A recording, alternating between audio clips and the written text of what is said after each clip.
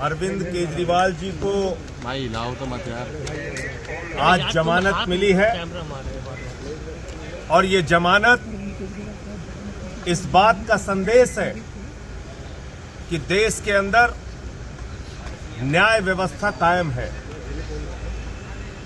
एक झूठा, बेबुनियाद, फर्जी तथ्यों के आधार पर केजरीवाल और आम आदमी पार्टी की राजनीति को खत्म करने के लिए जो मामला बनाया गया था, भारतीय जनता पार्टी के द्वारा बनाया गया था, बीजेपी की सरकार के द्वारा बनाया गया था, आज उस अभियान पर, उस मुहिम पर, उस गंदी साजिश पर न्यायपालिका का तमाचा पड़ा है। ये सत्य की विजय है।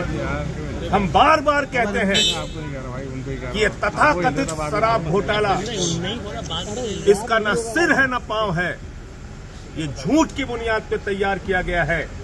इसमें न कोई तथ्य है न प्रमाण है। ये झूठ की बुनियाद पे तैयार किया गया है। और आज जो फैसला आया है, इससे न्यायपालिका के प्रति लोगों के मन में आस्था और विश्वास और मजबूत होगा।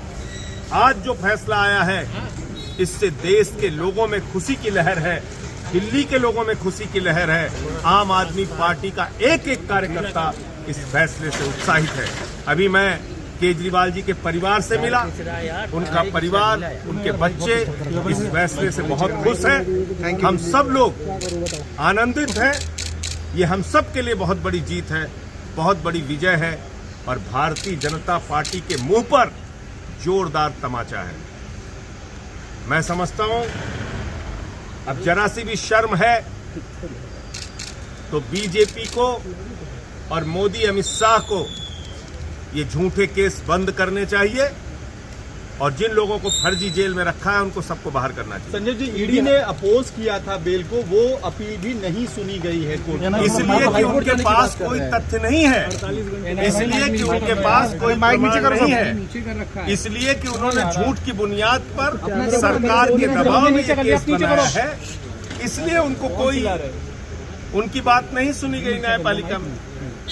तो यही मैं कह रहा हूं कि ये सिर्फ और सिर्फ इस पूरे मुकदमे का मकसद था अरविंद केजरीवाल की राजनीति को खत्म करना, आम आदमी पार्टी की राजनीति को खत्म करना, आम आदमी पार्टी को क्रश करना, बर्बाद करना। ये मकसद था बीजेपी हाईकोर्ट जाने की बात कह रही है। और मुझे लगता है कि वो न्यायपालिका की लड़ाई है, उसके लिए हम लोग भी तैयार हैं। और कोई भी न्यायपालिका से जब एक जमानत मिली है, तो मैंने तो आज तक कभी ऐसा नहीं सुना कि आनंद फानन में आप जाके कहीं उसको ऊपर से उस जमानत के खिलाफ कुछ कर पाए। सर, चुनाव के ठीक पहले उनको गिरफ्तार किया गया था, तब स्पेशल सर्कमस्टेंसेस में बेल दी गई और अब चुनाव के बाद उस वक्त भी मकसद यही था, चुनाव प्रचार से केजरीवाल को रोकना।